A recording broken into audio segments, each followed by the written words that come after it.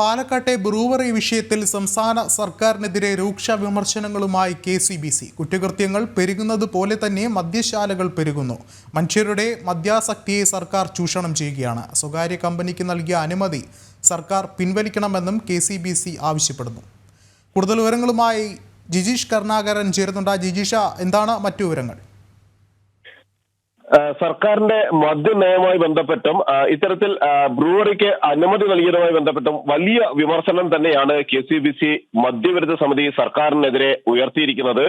സർക്കാർ മനുഷ്യന്റെ മദ്യാസക്തി എന്ന ബലഹീനതയെ ചൂഷണം ചെയ്യുകയാണ്. ദീപസ്തംഭം, മഹാശ്ചര്യം, നമുക്കും കിട്ടണം പണം എന്ന ചിന്ത മനുഷ്യനന്മയെ കരുതിയെങ്കിലും സർക്കാരും അബ്കാരികളും വെടിയണം, അല്ലാത്തപക്ഷം വോട്ട് ചെയ്യാൻ സുബോധമുള്ള പൗരൻ നാട്ടിലുണ്ടാവില്ല എന്നൊരു മുന്നറിയിപ്പ് കൂടി സർക്കാരിന് നൽകുന്നുണ്ട്. പാലക്കാട്ട് സ്വകാര്യ ബ്രൂവറി കമ്പനിക്ക് നൽകിയിരിക്കുന്ന അനുമതി എത്രയും വേഗം പിൻവലിക്കണം.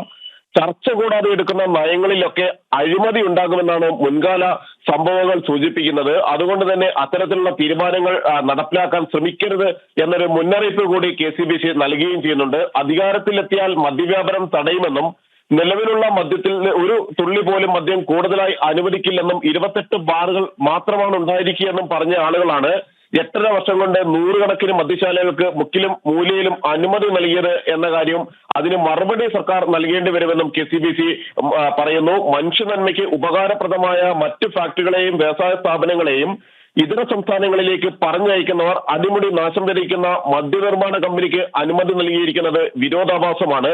KCBC ഈ മദ്യവിരുദ്ധ സമിതി ഈ നയത്തെ ശക്തമായി ചെറുത്ത് തന്നെയായിരിക്കും മുന്നോട്ട് പോവുക എന്നുകൂടിയാണ് പറയുന്നത്. നേരത്തെയും സർക്കാരിന്റെ മദ്യനയത്തെ വിമർശിച്ചുകൊണ്ട് KCBCയുടെ നിലപാടുകൾ പുറത്തു വന്നിരുന്നു. വീണ്ടും സർക്കാർ മദ്യപാനത്തെയും മദ്യശാലകളെയും പ്രോത്സാഹിപ്പിക്കുന്നു എന്ന രീതിയിലേക്ക് പോവുകയും അത്തരത്തിലുള്ള തീരുമാനങ്ങൾ എടുക്കുകയും ചെയ്യുമ്പോഴാണ് KCBC മദ്യവിരുദ്ധ സമിതി ശക്തമായി തന്നെ ഇതിനെതിരെ ഇപ്പോൾ രംഗത്ത് വന്നിരിക്കുന്നത്.